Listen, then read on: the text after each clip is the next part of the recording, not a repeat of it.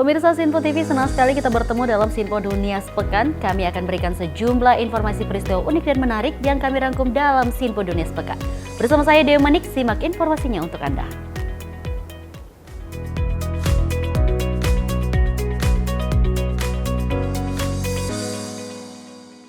Kita awali informasi utama kita di mana upaya mengurangi ketergantungan Eropa pada energi Rusia telah ikut mendorong pengembangan bahan bakar nabati baru.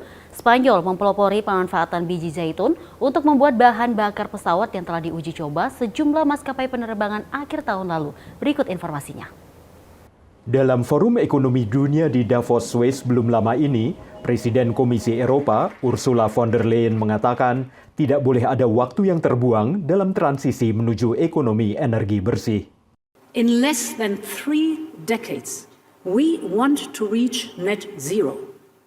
In less than 3 decades, we have to reach net zero. Industri penerbangan sering dianggap sebagai musuh dalam perang melawan perubahan iklim. Menurut Organisasi Penerbangan Sipil Internasional ICAO, diperkirakan ada lebih dari 200.000 penerbangan per hari di seluruh dunia pada pertengahan tahun 2030-an.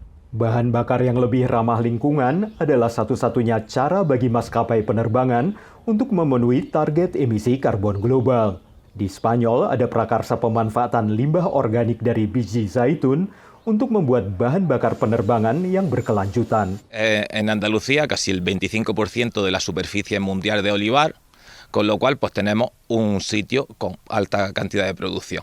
Entonces pues, aquí lógicamente hay mucho interés en poder aprovechar toda esta biomasa para poder transformarlo pues, en estos combustibles o en otros productos también. Dalam sebuah proyek percontohan dengan produsen bahan bakar nabati Cepsa, 200 penerbangan dari 6 maskapai yang memakai bahan bakar nabati 4,5% dari biji zaitun dan limbah sayuran lainnya melakukan penerbangan komersial dari Bandara Sevilla pada akhir November. Penelitian sedang dilakukan untuk menghasilkan bahan bakar serupa untuk mobil yang tidak memerlukan perubahan signifikan dalam teknologi otomotif dan memungkinkan bahan bakar itu menjalankan kendaraan yang sudah ada di jalan pada saat ini. Entonces vamos a intentar obtener desde la biomasa el biocombustible más parecido al que tenemos ahora, de tal manera pues, que tengamos que hacer los menos cambios posibles y podamos utilizar lo más rápidamente posible también este biocombustible directamente ya en el transporte, sea aviación o turismo o demás. Bahan bakar fosil yang digunakan Spanyol hampir seluruhnya diimpor dari luar negeri. Ini berarti potensi pemberian insentif untuk mengembangkan teknologi biomasa masih sangat besar.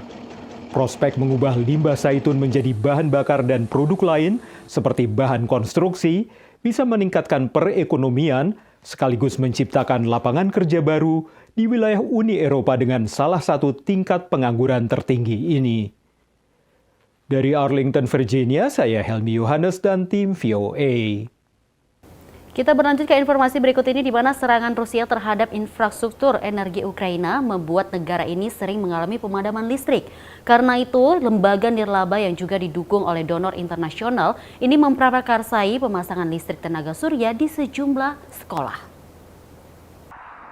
Selama berbulan-bulan, sistem pembangkit energi Ukraina telah menjadi target serangan Rusia, menyebabkan rumah-rumah, sekolah dan rumah sakit gelap gulita, terkadang selama berhari-hari.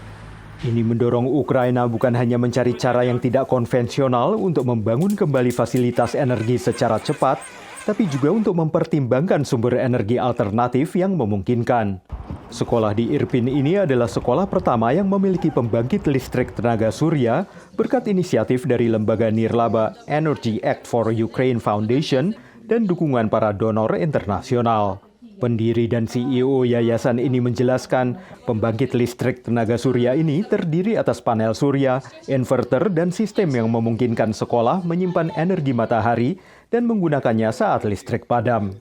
Our main aim was to ensure that the system storages are always fulfilled with electricity. In order to ensure that, we developed a technical solution that foresees that if we have a sunny day, the electricity that will be generated from the solar power plant will go to storage systems in order to fulfill them. It's a priority number 1.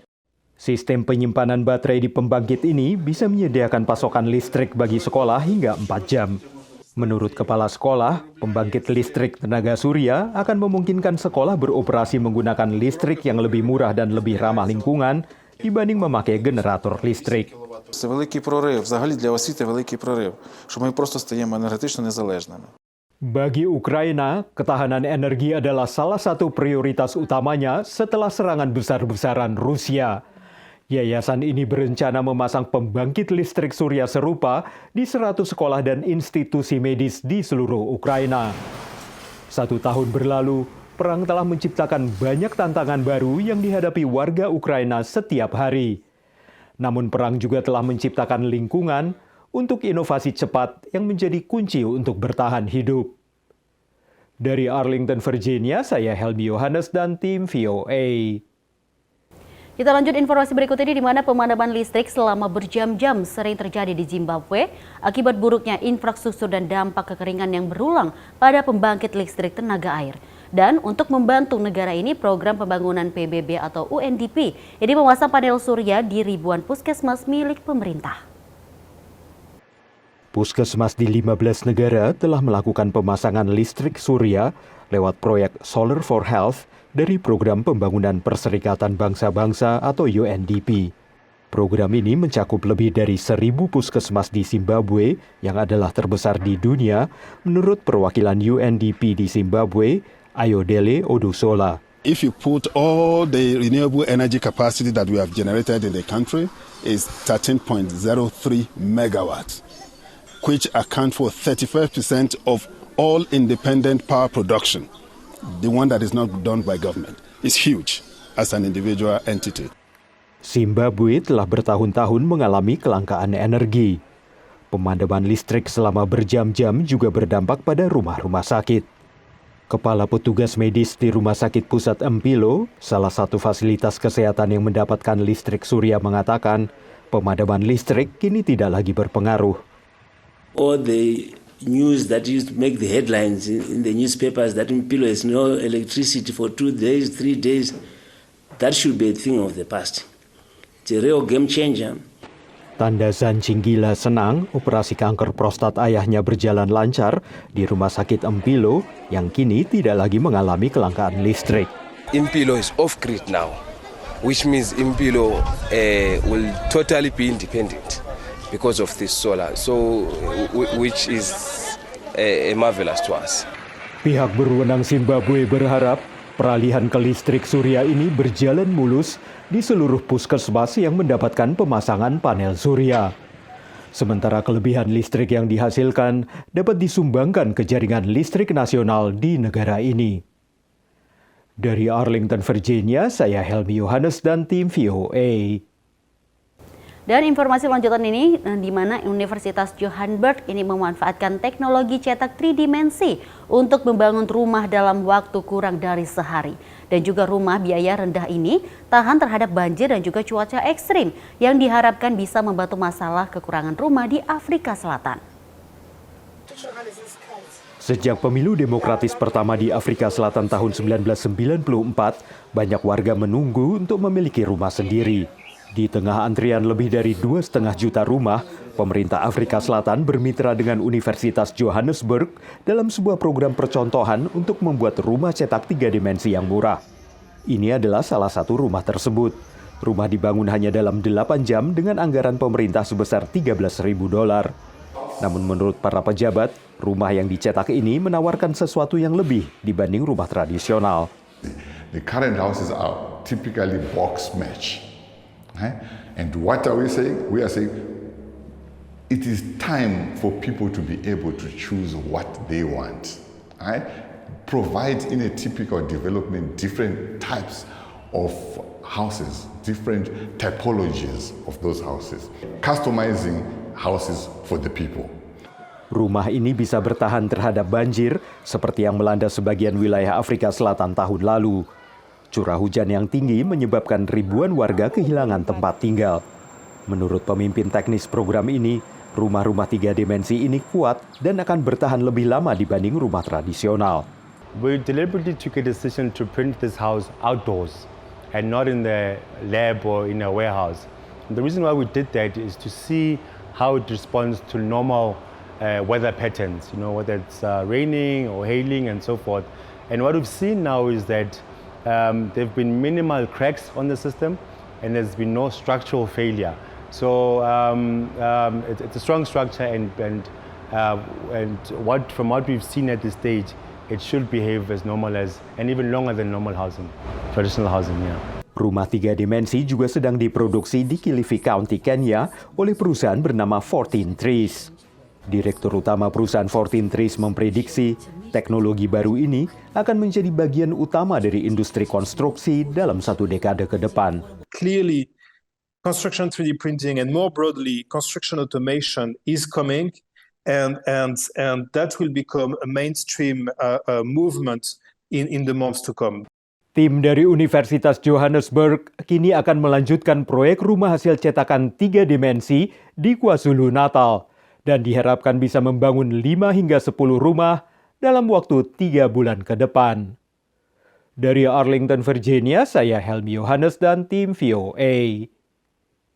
Ya pemirsa, Anda masih menyaksikan Simpodon Sepekan dan kita lanjut informasi berikut ini di mana cara memasak tradisional menjadi salah satu sumber utama polusi udara rumah tangga di Afrika Sub-Sahara. Yang juga kini sebuah inisiatif di Kenya melakukan penyempurnaan tungku tanah liat tradisional agar lebih efisien dan juga hemat energi sehingga membantu menekan bahaya asap dari memasak bagi warga setempat. Di pasar lokal di Nakuru, sebuah kota di wilayah lembah Rift di Kenya, Josephine Abongo sibuk melayani pelanggan di toko tungkunya. Josephine memproduksi dan menjual tungku hemat energi dari tanah liat yang menurutnya merupakan penyempurnaan terhadap teknologi memasak dengan api terbuka yang banyak dipakai di pedesaan di Kenya. So what we are doing ni kuleta ile tradition isiachwe, but sasa it's in an improved way, in a digital way. Iweze kutumika mpaka town. Na to save miti, to save mazingira, to save afya yetu, to save pia mifuko yetu, kwa sababu sahii economically watu wanalia pesa ni kidogo. Proyek ini dilaksanakan oleh Practical Action, lembaga swadaya masyarakat yang berfokus pada pembangunan. I think it's becoming a talk that we are moving the discussion towards ensuring that our local people transit from the traditional cooking solutions to the new cooking solutions that save their lives. Menurut para ahli kesehatan, asap dari memasak membawa risiko besar terhadap kesehatan, terutama bagi warga pedesaan di Afrika Sub-Sahara. Data dari Kementerian Kesehatan Kenya memperkirakan 21.500 kematian dini terjadi setiap tahun akibat polusi udara dalam ruangan yang dipicu kegiatan memasak. The use of firewood, as we know when it burns, that smoke is direct. It's worse than even when you smoke because there is a filter. This is the primary use of the smoke, which has a lot of effect in the lungs. Tidak seperti tungku tradisional, perangkat ini lebih baik karena dirancang sedemikian rupa sehingga api diarahkan langsung ke panci masak untuk menghindari pemborosan panas. Kompor ini juga hanya memiliki 1 lubang untuk arang dan kayu bakar, bukan 3 lubang, dan dibuat dengan lapisan tebal yang terbuat dari tanah liat khusus untuk konservasi panas. Semua faktor ini membuat tungku lebih efisien hingga 40%, sehingga mengurangi konsumsi kayu bakar dan arang. Menurut Practical Action, sekitar 200.000 tungku telah disempurnakan dan dijual oleh lebih dari 300 usahawan. Pusat Pelatihan Kejuruan Kagoto Danji adalah salah satu lembaga yang telah mengadopsi teknologi memasak yang lebih bersih ini. Dan langkah ini telah membawa penghematan biaya. We used to have a full ton, a lorry of firewood a term. But the way I've implemented it, I've saved almost 80% of that, which is a plus for us. Konferensi Badan Energi Internasional di Nairobi tahun lalu menyerukan percepatan akses universal terhadap memasak yang lebih bersih melalui insentif dan subsidi pemerintah. Kenya sendiri bertujuan mencapai 100% akses terhadap memasak bersih pada tahun 2028 sejalan dengan tujuan pembangunan berkelanjutan PBB. Dari Arlington, Virginia, saya Helmi Yohanes dan tim VOA. Kita beralih ke informasi lainnya di mana mobil terbang mungkin bisa menjadi solusi untuk mengatasi kemacetan lalu lintas di perkotaan. Dan juga sejumlah perusahaan telah mengembangkan taksi udara yang bisa lepas landas dan mendarat secara vertikal. Namun timbul pertanyaan soal infrastruktur dan juga aturan pendukungnya. Berikut informasinya. Perjalanan melintasi padang pasir ini adalah uji coba dari versi skala penuh sistem propulsi yang rencananya akan dipakai perusahaan Over Air di Southern California untuk taksi terbang listrik. Para insinyur di perusahaan ini tengah membuat eVTOL, yakni kendaraan listrik yang bisa lepas landas dan mendarat secara vertikal. Dengan rotor 6 meter dan kemajuan terbaru motor listrik dan baterai, ini dapat membantu menerbangkan penumpang di atas jalan raya yang padat. This aircraft, with its range of 100 nautical miles, or a little over 115, 120 miles, basically can serve the greater LA area. Our aircraft has room for luggage as well as 5 passengers. We think it'll be great for families trying to get to a long-haul flight, and it will really change how people make decisions about how they get around in an urban area. Tapi menurut pejabat kota, tekad awal mobilitas udara di perkotaan membawa banyak pertanyaan, termasuk infrastruktur untuk taksi terbang dan pengawasan oleh Badan Penerbangan Federal Amerika (FAA). I think obviously the FAA is going to have a huge role to play, and they are the ones that are actually thinking about and considering possibly providing some sort of permits for this process as early as 2025. And then at the local level, we really get into land use powers around where things can take off and land. And I think the other value add that cities bring, again, is that very hyper-local perspective around how this is going to impact real people. Sejumlah warga Los Angeles menyatakan masih skeptis pada taksi terbang. Think of all of those landing spots. That seems like chaos waiting to happen. It's like, so now you need like entire zones where people are taking off and landing from that are allowed. It's like you can't just land anywhere. It's like it seems like you're just going to crash all the time. Sementara perusahaan Jerman Volocopter adalah yang pertama membuat pesawat yang sepenuhnya memakai tenaga listrik pada tahun 2011. Kini perusahaan ini membuat Volocity, pesawat listrik 2 tempat duduk dengan 18 rotor. When we have flown in Singapore, in the city center, I hoped that a lot of people, there are a lot of tourists, will applaud and look to the Volocopter and look at it. They did not. Why? They did not hear it. So it was bad for marketing, but good from the authorities. They loved it. So it's very silent, and you will not see it. Even it will be a small dot in the sky. Volocopter menerbangkan Volocity di atas kota Paris pada bulan November dan merencanakan penerbangan pendek komersial menjelang Olimpiade Paris 2024. Sementara itu, pejabat Los Angeles sedang berupaya mengoperasikan taksi udara sebelum berlangsungnya Olimpiade Los Angeles pada tahun 2028 mendatang. Dari Arlington, Virginia, saya Helmi Yohanes dan tim VOA. Demam Olimpiade musim panas di Paris ini juga melanda Amerika Serikat dan warga tak hanya menyaksikan siaran langsung pertandingan, namun juga mengadakan berbagai acara unik menyambutnya. Wah, seperti apa? Ini dia informasinya. Tak bisa ke Paris guna menyaksikan langsung Olimpiade musim panas, warga lansia di Los Angeles, negara bagian California, menggelar Olimpiade tiruan sendiri. I've never missed an Olympics yet, and I've been around a long time, so I'm proud to have been able to do that in the past, and I'm looking forward to doing it again in the future. Penghuni berbagai panti lansia setempat berkompetisi dalam sejumlah pertandingan, termasuk lari, lempar, dan juga bola basket. Our athletes have been so determined. We've had them practicing every day. We've added strength training. We've added coordination. We've added, obviously, the sports we were doing, the relay, the basketball, the golf. And they've been so excited. Pemenang mendapatkan medali seperti layaknya dalam Olimpiade sungguhan. Tapi para peserta mengakui kemenangan bukan tujuan utama. I think they're very good bringing us together. Good for our brains and our hearts and our bodies. Well, I think it's very friendly and everyone's doing something, and it's fun to be moving around. It's positive. It was super fun, and I haven't really played basketball since I was in high school, so this was fabulous. Banyak di antara peserta berharap masih cukup sehat dan bugar untuk menyaksikan langsung Olimpiade musim panas 2028 yang bakal digelar di Los Angeles. Di saat perhatian dunia tertuju pada Olimpiade musim panas di Paris, kegembiraan juga dirasakan warga Salt Lake City, negara bagian Utah, yang baru diumumkan menjadi tuan rumah Olimpiade musim dingin 2034. Kota ini sebelumnya menjadi tuan rumah Olimpiade musim dingin pada 2002. I'm just very excited for the games to return. I was 6 months old when the last games happened, and even though I wasn't, remember those, I feel like the Olympics has been such a big part of my life. Banyak fasilitas yang dibangun untuk Olimpiade sebelumnya masih berfungsi dan digunakan wisatawan dan warga hingga saat ini. With the 2002 Olympics, the motto was, "The world is welcome here." And really what happened was we brought Utah to the world, and now we're a world-class destination ski and Olympic resort.